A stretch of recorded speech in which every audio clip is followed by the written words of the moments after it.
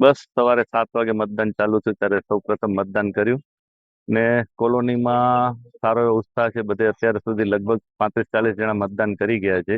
અને અમે 9મો વોર્ડ એટલે ભાજપનો ગઢ કહેવાય. ભારતીય જનતા પાર્ટીએ વિકાસના અનેક કામો કરેલા છે. ઓલ ઓવર ભુજમાં કરેલા છે, 9મા વોર્ડમાં પણ કરેલા છે. કોઈ એવી સમસ્યા પણ આ વોર્ડમાં આવેલી નથી. અને માત્ર ને માત્ર માણસો મત દેવા માટે આવે છે, બીજી કોઈ અપેક્ષા નથી હોતી. સારા કામ કરેલા છે. આગળ પણ અમે સારા કામ કરશું. પબ્લિકને જેટલી તકલીફ ઓછી પડે, એ સુવિધાઓમાં કોઈ ખોટ ન થાય એવી રીતને અમે બધે કરવા માટે કટિબદ્ધ.